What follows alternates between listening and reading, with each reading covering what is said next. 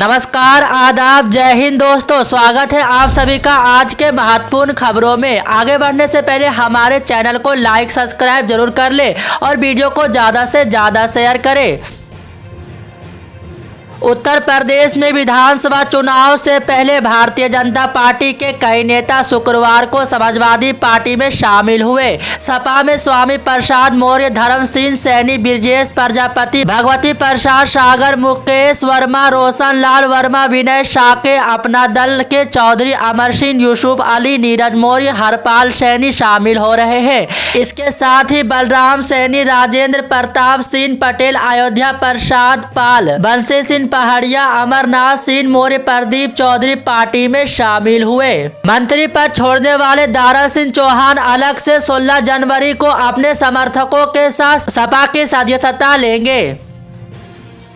मुबारकपुर विधानसभा seat UP के आजमगढ़ जिले की एक विधानसभा सीट है। आजमगढ़ जिला मुख्यालय से इसकी दूरी 13 किलोमीटर है। मुबारकपुर विधानसभा सीट की राजनीतिक पृष्ठभूमि की बात करें तो ये पिछले 25 साल से बहुजन समाजवादी पार्टी का गढ़ रहा है। 1996 से लेकर 2017 के विधानसभा चुनाव तक मुबारकपुर विधानसभा सीट पर बसपा के उम्मीदवार ही जीते हैं। 2012 और 2017 के चुनाव में गुड्डू जमाली बसपा के टिकट पर विधायक निर्वाचित हुए थे। हालांकि गुड्डू जमाली अब पार्टी छोड़ चुके हैं। हाल ही में बसपा से नाता तोड़ लेने वाले गुड्डू जमाली कोरोना काल में अपने निजी संसाधनों से जरूरतमंदों को ऑक्सीजन सिलेंडर उपलब्ध कराकर चर्चा में आए थे। उत्तर प्रदेश विधानसभा चुनाव 2022 के लिए कांग्रेस ने गुरुवार को अपने 125 उम्मीदवारों के नामों का ऐलान किया। सूबे की सियासत में कुछ अप्रत्याशी करने की संभावना के मद्देनजर प्रियंका गांधी ने 40% टिकट देने का साथ साथ कई उन महिलाओं को भी प्रत्याशी बनाया है जो किसी न किसी मामले में पीड़ित रही है। ऐसे में सवाल उठता है कि पीड़ित महिला को पावर देने की प्रियंका गांधी की पहल क्या कांग्रेस की चुनावी नैया भी पार कराएगी।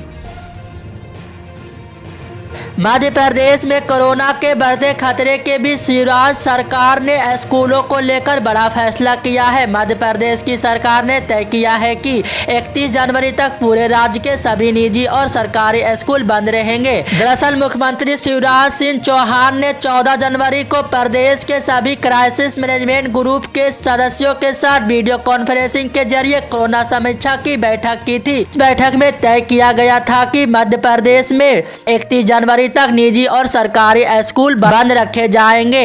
अभी तक 50% क्षमता के साथ स्कूलों का संचालन किया जा रहा है।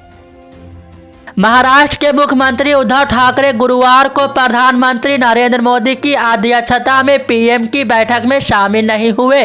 कोरोना को लेकर केंद्र द्वारा महाराष्ट्र को चिंता की स्थिति में बताए जाने के एक दिन बाद ऐसा हुआ है। इसके अलावा सार्वजनिक स्वास्थ्य मंत्री राजेश टोपे जो राज्य सरकार का प्रतिनिधित्व कर रहे थे को बैठक में बोलने की अनुमति नहीं दी गई और उन्हें लिखित में अपनी बात रखनी पड़ी। टोपे ने कहा कि राज्य में वैक्सीन की कमी है और उन्होंने कोवैक्सीन की 40 लाख खुराक और कोविशील्ड की 50 लाख खुराक की आपूर्ति की मांग की है। बैठक के बाद मीडिया से बात करते हुए टोपे ने कहा कि ठाकरे खराब स्वास्थ्य के कारण बैठक में शामिल नहीं हुए थे। डॉक्टरों ने सीएम को सलाह दी है कि उनका एक ही स्थान पर लगातार 2 से 3 घंटे बैठना ठीक नहीं होगा। इसलिए सीएम ने बैठक छोड़ दी और मुझे राज्य से प्रतिनिधित्व करने के लिए कहा था। उत्तर प्रदेश विधानसभा चुनाव से ठीक पहले बीजेपी में टिकट बंटवारे को लेकर लगातार मंथन चल रहा है। इसमें कई ऐसे विधायकों पर भी फैसला लिया जा रहा है जिनका टिकट इस बार कटने जा रहा है। लेकिन यूपी में अब बीजेपी की रणनीति बदल गई है। पार्टी के दर्जन भर बड़े नेताओं और मंत्रियों के समाजवादी पार्टी में चले जाने के बाद ये बदलाव हुआ है। बताया जा रहा था कि बीजेपी ने पहले कम से कम 100 विधायकों के टिकट काटने का मन बनाया था। ऐसे विधायक जिन्हें लेकर उनके क्षेत्र में विरोध हो रहा है और जिनके जीतने का आसार कम है। लेकिन दिल्ली में हुई चुनाव समिति की बैठक में तय हुआ कि अब सिर्फ 10% विधायकों का ही टिकट कटेगा। बीजेपी से बागी होने वाले योगी आदित्यनाथ सरकार के मंत्री और विधायक मकर संक्रांति के मौके पर समाजवादी पार्टी में शामिल हुए।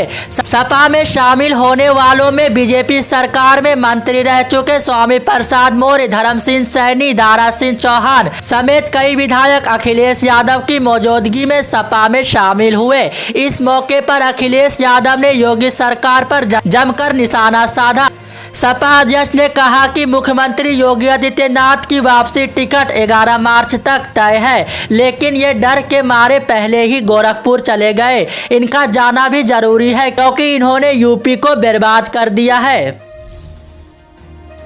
भाजपा ने राजस्थान में मानसिक रूप से विक्षिप्त नाबालिग लड़की के साथ दुष्कर्म के संदिग्ध मामले को लेकर कांग्रेस नेता प्रियंका गांधी वाड्रा पर शुक्रवार को निशाना साधा। भाजपा प्रवक्ता संबित पात्रा ने आरोप लगाया है कि प्रियंका चुनिंदा राजनीतिक में लिप्त है और अपनी राजनीति को आगे बढ़ाने के लिए महिलाओं के खिलाफ अत्याचार का इस्तेमाल करती है, जबकि वह उत्तर प्रदेश में महिलाओं के लिए लड़की लड़ सकती हूँ जैसे नारे देती है, लेकिन राजस्थान जैसे कांग्रेस शासित राज्य में महिलाओं के लिए उनका सुझाव है कि लड़की हो तो लड़ना मना है। पात्रा ने कहा, दरअसल आप कांग्रेस के नेता हैं और केवल राजनीति कर सकते हैं, जबकि हर किसी को महिलाओं के लिए न्याय के लिए बोलना चाहिए और उनके खिलाफ किसी भी अत्याचार के खिलाफ आवाज उठानी चाहिए। जब प्रियंका गांधी वाड्रा और राहुल गांधी अपनी राजनीतिक महत्वाकांक्षा के कारण इस मुद्दे को चुनिंदा रूप से इस्तेमाल करते हैं तो यह अक्षम्य हो जाता है। गणतंत्र दिवस से पहले देश को दहलाने की साजिशें सामने आ रही है। देश की राजधानी दिल्ली, पंजाब और जम्मू कश्मीर में आज सुरक्षा एजेंसियों ने बड़ी साजिशें नाकाम की है। पूर्वी दिल्ली के गाजीपुर फूल मंडी में आईईडी मिलने से हड़कंप मच गया है। बम निरोधक दस्ते ने इसे निष्क्रिय कर दिया है। वहीं श्रीनगर के ख्वाजा बाजार में आईईडी बरामद किया गया। इसके अलावा पंजाब में आरडीएक्स की बड़ी खेप बरामद की गई है। पुलिस इन मामलों की जांच कर रही है। उत्तर प्रदेश में लंबे समय से ब्राह्मणों और अगड़ों की वोट को समाजवादी पार्टी के पक्ष में करने में जुटे अखिलेश यादव के मंच पर जब स्वामी प्रसाद मौर्य पहुंचे तो उन्होंने यूपी चुनाव को अगड़े बनाम पिछड़े की लड़ाई बताने में कोई कसर नहीं छोड़ी। सपा में शामिल होने के बाद स्वामी प्रसाद मौर्य ने जहां एक तरफ खुद को किंग मेकर बताया तो वहीं बीजेपी की जीत के बाद सीएम नहीं बनाए जाने का दर्द भी छलक उठा।